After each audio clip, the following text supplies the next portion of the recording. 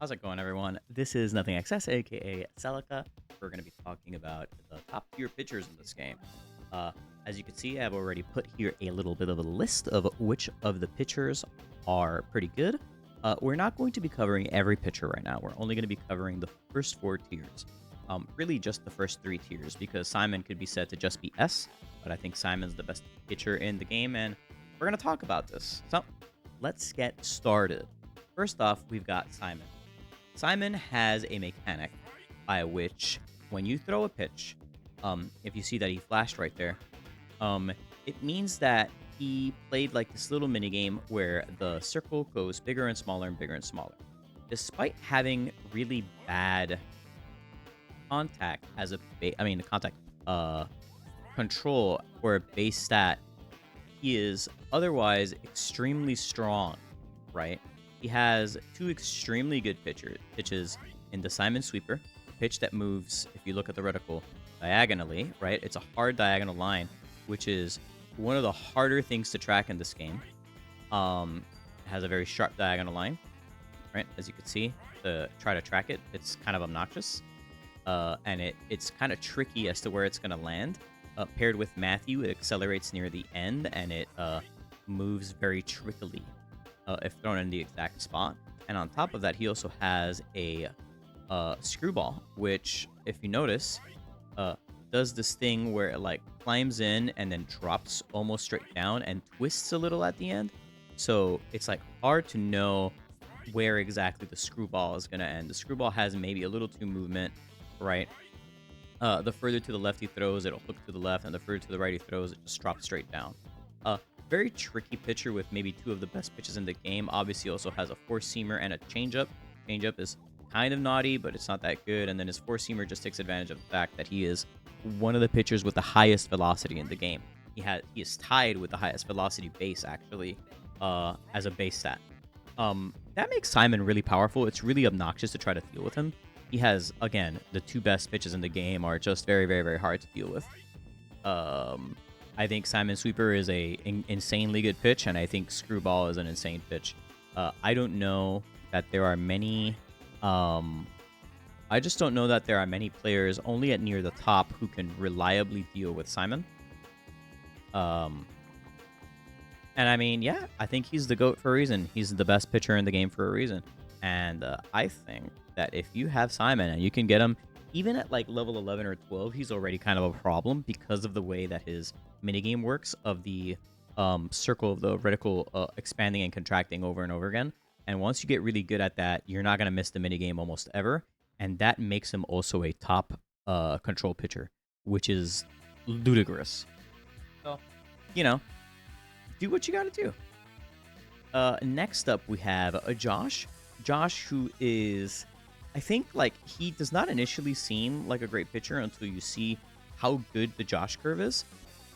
Josh curve is a breaking ball with a ton of late break. If you notice, it starts here, and it starts here, it hangs, and it'll bump, and it drops. It's kind of like, almost like not the sinker,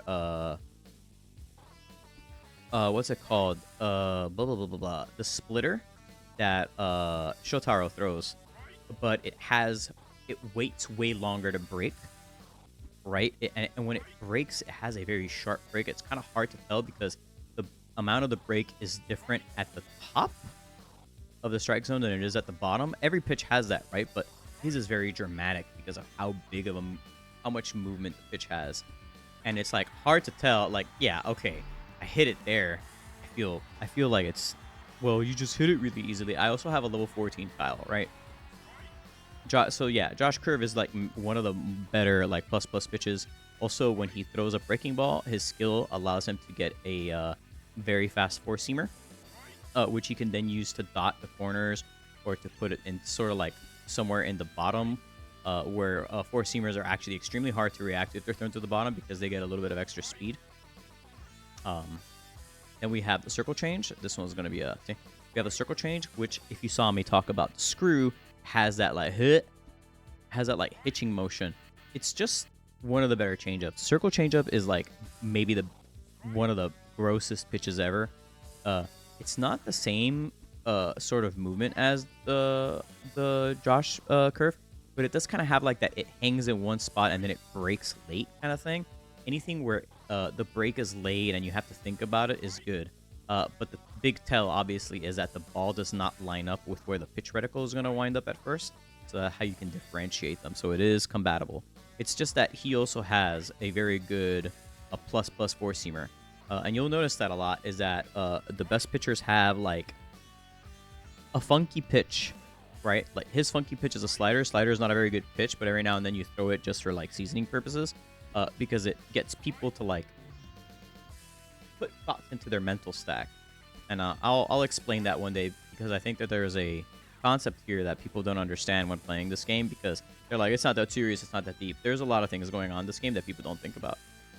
We'll talk about that some other time. But here, circle change is a very good thing to put on the mental stack in general. Slider is okay, but his four-seamer is a respectable pitch. It gets thrown for strikes a lot later on. Here it's only 100, but with Matthew and also with the buff, it can get really, really fast. So Josh is an easy second best pitcher, I think, in the game. Now, for some people think that it's only three pitchers in the very top tier, and it would be Simon, Josh, and then Luna would be the last. Luna's thing is that Luna has three very decent pitches, and actually, honestly, she has four very decent pitches because of her arm slot. The way that the pitches work is annoying. She's like if Jay was really good. First off, her signature pitch is Luna Sinker. We're going to analyze it. Luna Sinker has a very curious thing of motion in which it moves like this, right? It goes out and then it returns a little. So it goes out and then it returns a little. So near the end of the upwards right movement, and then it pitches back in. So even sometimes it'll like swing out and then it falls back in for a strike. It is, if you can like learn this pattern, right? Like, whoop, you can at least make contact with it, but it's hard because that late hitch, right? If you can learn to like put the cursor on the Luna Sinker, you can crush it. But the problem is that then she has a bunch of other pitches that kind of look a little similar to it. Edge cutters. The cutter is a pitch that just goes horizontally. It just does this. Whoop. But hers has the most horizontal like travel, I think, than like many of the other cutters. Like Eric's doesn't move that much, for instance. That's what makes Eric's cutter kind of ass.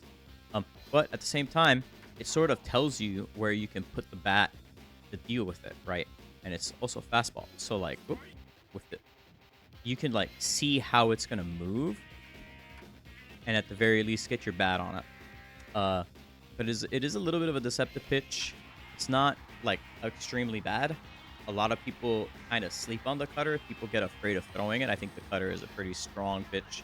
The other one is the splitter. Splitter is a pitch that moves up and then drops. It goes, whoop, but the drop is very little if it's thrown near the top. If it's thrown near the bottom.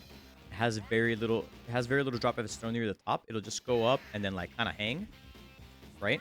It'll sit there, and if you throw it near the bottom, it'll go up and then drop right out, right? Like, if you hit it well enough, you can get some serious bat on it. But she has these, and then she has a changeup, and her changeup. The funny thing about the changeup is because of the release point, you can make it. A lot of people will tell you don't throw it too high, but you can throw it like well out of the strike zone above to test if people are the crazy kind of people who will go up there to try to click on it and make something out of it. Now, if you throw it in the zone, you die because that's a changeup, and you should never be throwing changeups easily in the zone. You could put one though extremely low on the screen, right? Low in the strike zone, like right down here, and that'll do a lot of work. Don't put it obviously in the middle of the plate like Bot is doing. But the thing about Luna isn't just so much that she has these four extremely good pitches, is that she gives the team a plus, like she gives the team bonus speed, which makes them run faster, and on top of that, she gives herself velocity to her pitches. So her pitches start pretty fast.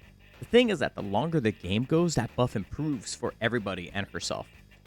She gives the whole team speed and herself velocity. So you can't let her sit in the game for long. Ties against Luna get harder to win the longer you play against her. So you gotta watch out for that. And now, a new addition to the top tier, Murdoch. And actually, this list I think is wrong. I think I should edit this list one more time because I would add one more pitcher to S tier. But I'm going to tell you why I left him in A.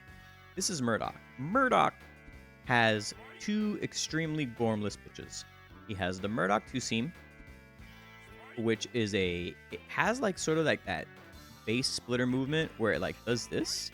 It's basically the splitter. It does a whoop whoop, right? It draws a greater than sign every time. So like from where you can see it, you can sort of guess where it's going to end up. It just has a lot of its movement is not very like natural. I'm hitting it very easily, but that's because I kind of, he's going to leave him into the zone a lot. And also, he's not really mixing them up. And also, I have Kyle. The thing about the Murdoch two-seam is that he has remember how we were just looking at the circle change? The circle change has this thing where it's almost the exact same pitch, but slower. And so he has an almost perfect 1-for-1 of his fast pitch as a slow pitch. And if you have someone like a Matthew that can help you change speeds, you have 4 speeds of the same pitch. You would need someone like a Kyle to differentiate them as it's being thrown. Otherwise, he can really mess with your timing. Also, you only get 2 strikes to deal with him, because at 2 strikes, his Murdoch two-seam induces ground balls at a almost 100% rate. There are exceptions to this. If you hit it with Jiro, dead on, right? If you hit it with Jiro, a perfect timing, it will always go up the middle. Like, you can always force a hit. Obviously, you'll be forcing an error. Obviously, if Roxy's out there, then it's not much of a hit. But this is just very good. Having a pitcher that you only get to have for 2 strikes is insurmountably strong. There is like very little counterplay to how good that ability is once you get 2 strikes. And it's not broken like Fernandez's was, where like you can easily get 3 balls and then everything dies on the dirt. His is like you gotta work to get 2 strikes first. And so players have to play a very specific kind of way. So he is very, very strong in my opinion. I think people sleep on him all the time. And that's Murdoch. Now, let's get talking to who in my opinion, if it were up to me, would be the 5th top tier. And that's a dude that doesn't get a whole lot of respect and should probably get a little bit more of it. Japan knows what's up with Riley. Riley is he's our boy Randy Johnson basically. He has 2 different sliders. He has the Riley slider, which you are looking for where it's getting released on this side to know where it's gonna wind up, right? And then also he has a regular slider, which is roughly the same pitch with very little different visual cue at first, except for the fact that it has different movement. It moves a little differently, and it's almost impossible to tell them apart. He has basically, like, understand what I'm saying. He has 2 pitches that move different. The slider, regular slider, moves a lot more horizontally. The Riley slider is a little tighter. And now normally you would think, well, if the slider moves less, that's worse, right? And it's like, not really when the pitch is that good. And then he has a 3rd pitch that takes advantage of those 2 of that motion. And not every hitter can take advantage of it. Kyle can take advantage of it because he can tell, oh, if this pitch moves like that, then that's going to be a 2-seamer. That's very fast, but it also has that same sideways movement only, right? Like, sure, I could time it against the practice spot because the practice spot loves to throw inside the zone. But that is not an easy pitch to sort of like react to when you're tunneling a little too hard on slider at the edge. And a lot of people are going to just constantly be harassing you at this edge right here. Riley is a gambler's pitcher. He doesn't have a whole lot of control. So he benefits from a control catcher, or he benefits from Matthew, where you get yet another twist of speed. And also, the more people are on base, the harder he throws his regular Riley slider.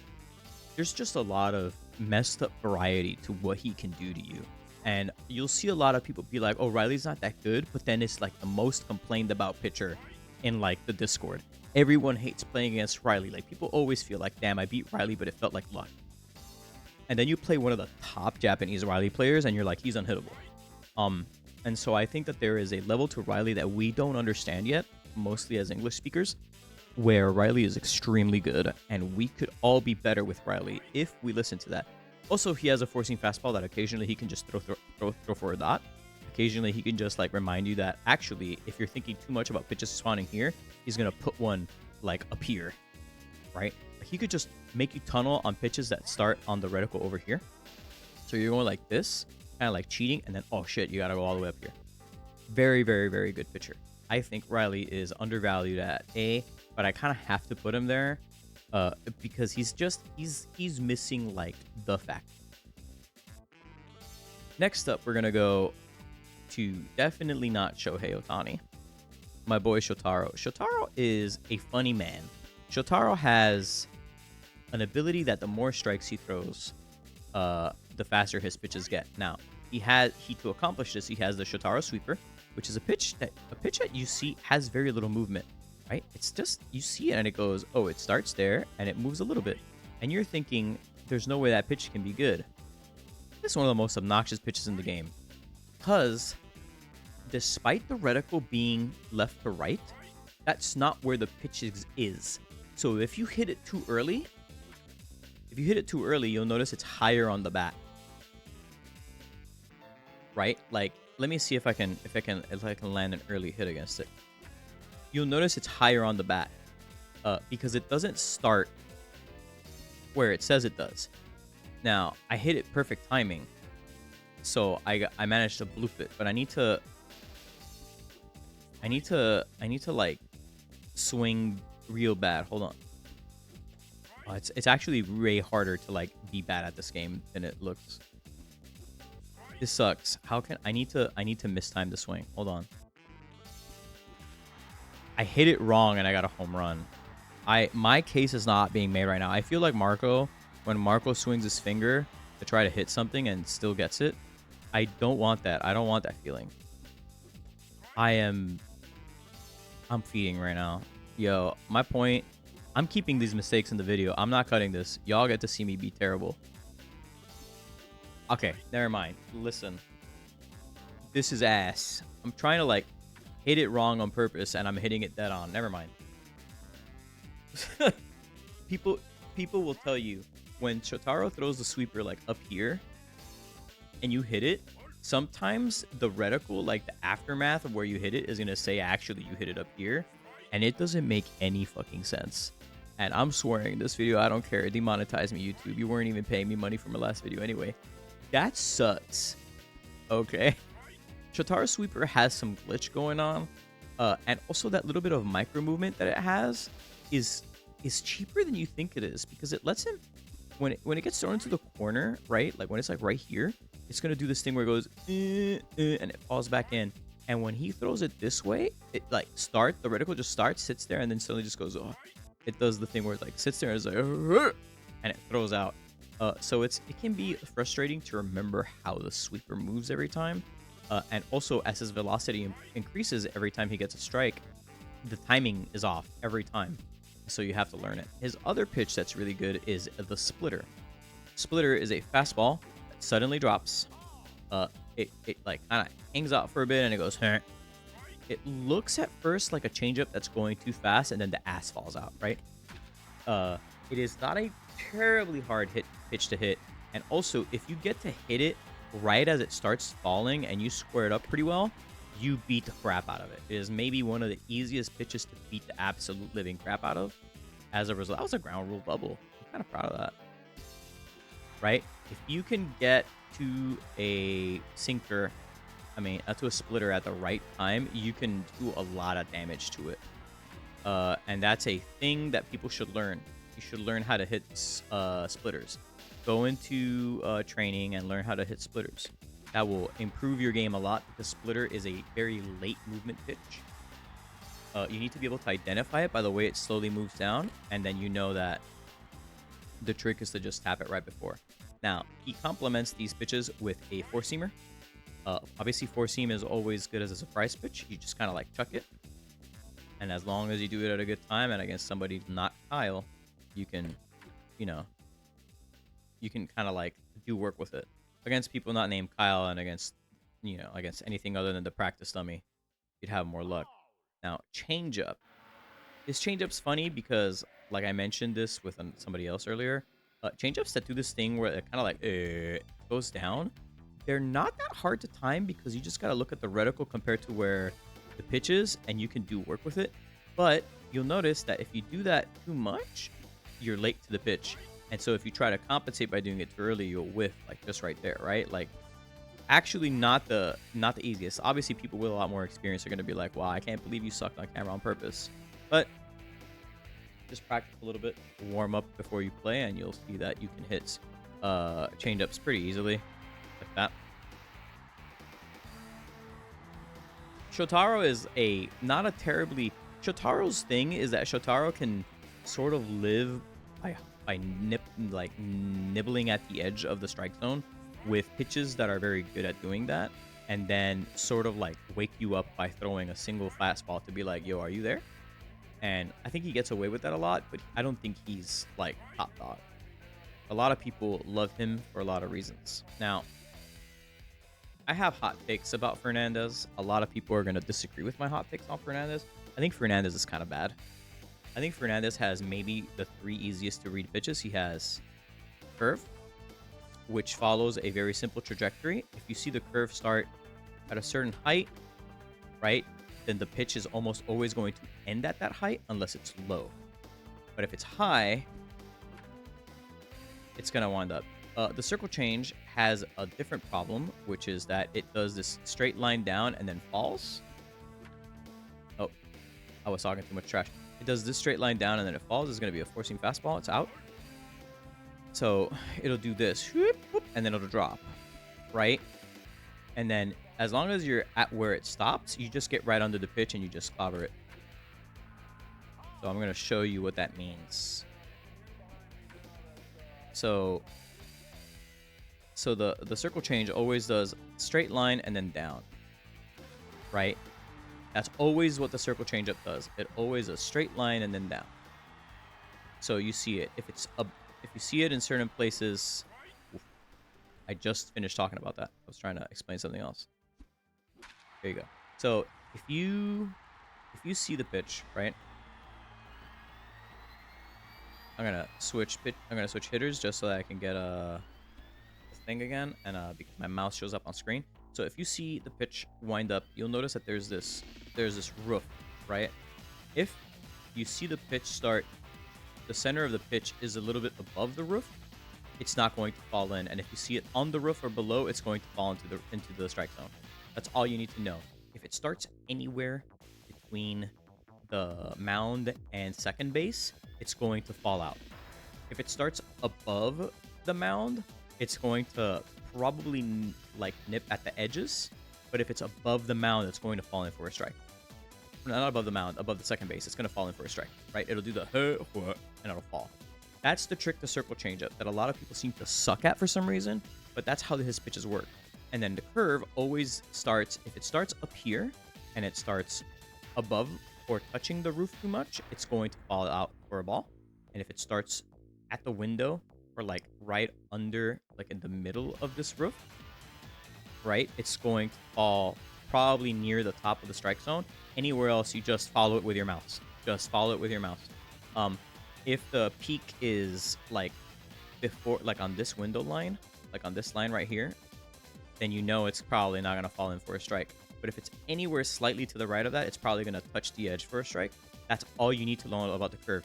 Anything else, if this thing hits up here, you'll see the curve fall out. And curves thrown to the right are very bad. You see them fall out. They're not hard to track. You use your eyes. On to the left, you might want to like cheat a little bit by using the building as like a guideline, like remember what the building looks like. And anything up here and down here for the circle change is the same thing. If it's thrown too high here and if it's thrown too low here. If the curve is thrown like almost, I think it's like even at this area, it's where the ball starts, it's probably going to fall out because it has a lot of drop once it gets to the bottom. That's how you play against Fernandez. Everything else is a four-seam fastball, so who cares? Put your reticle on it and hit the button. And then collect your hit. The thing about Fernandez, though, is that his ability is that the more people are on base, the easier they get stranded because the hit distance gets nerfed. And also, he gets better control. So despite like me basically trashing Fernandez for like the past 5 to 10 minutes and giving you a whole spiel on how you can beat Fernandez, he's all right. He's got tricks up his sleeve. He's not a bad pitcher. Um, I just don't think he's as good as people think he is. Like, sometimes you do stuff like that where you have the mouse on it and you click through and then nothing happened and then you actually guess it. He does have like a decent time getting the ball to not go anywhere. I believe he is primarily I mean, I don't remember his stats right now. We can go look at them because the other pitchers don't need as much of us looking at what their pitches look like. So we can just go look at Fernandez real quick. I have him right here. Fernandez is mostly a velocity and movement pitcher, so he's kind of like Riley. His spin's not great, but he does benefit from catchers like Nia, who will give him extra spin, and then obviously Ice Arm will proc and help him out. I just don't think his upside is that good. I think that once you start running into people with eyes that work, he starts falling apart. There are still people who can take him to like the very tip-top level, but I don't think he's a reliable way to get there. I think he struggles in some very specific circumstances, and I wish he was I wish he was better. My final pitcher that I'm not even going to show in game anymore is Jay. We're not going to cover Jimmy, Nova, Garcia, and Wade because that's going to be for the next video. But the first one, Jade.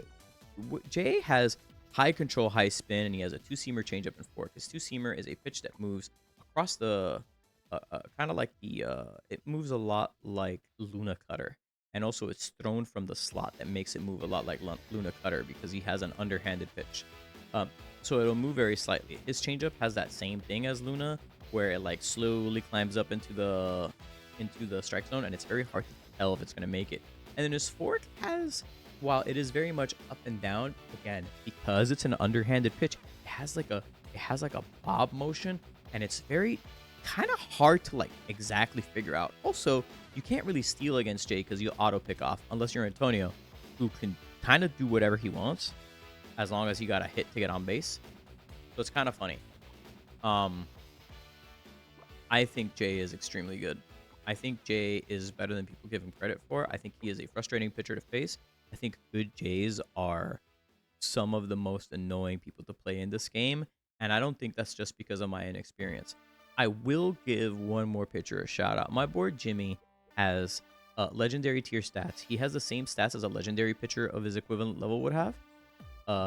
And the only problem is that he has garbage spin because he throws a knuckleball.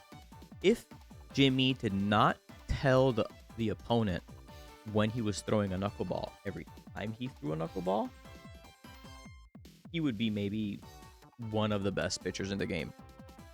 Because I think his knuckleball is extremely strong, but it's not that strong if people know the knuckleball's coming and prepare themselves to hit it.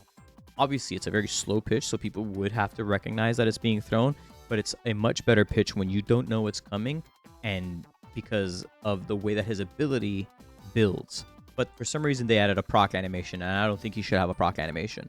Miniclip, if you're watching this, take away the proc animation. I will talk about all these pitchers again later. I'll talk about Jimmy, Nova, Garcia, and Wade, and I'll talk about the rest of the pitchers in the game. I'm going to give them much less time, but I think that this should kind of give you an idea. If you're struggling for figuring out which pitcher you want to run, and you could go any of these ways, these are the pitchers you should probably focus on. I would say anything Fernandez or better is worth focusing on if you already have a lot of them. Jay is a little bit more questionable, and like if you got Garcia and you're leveling him up, I mean, he's a rare, so it's not that hard, so don't mind. Otherwise, we'll talk about like the common pitchers later. If you're still learning this game and you're still at the start, whatever common pitcher you can get to 13 or 14 is probably fine. I would personally do James in the way the game currently works, but it could be any of them. But yeah, that's pretty much where we're going. That'll be it for me for now. Wait for a part 2 of this. Thanks for watching. Hope you enjoyed the KOF music, by the way.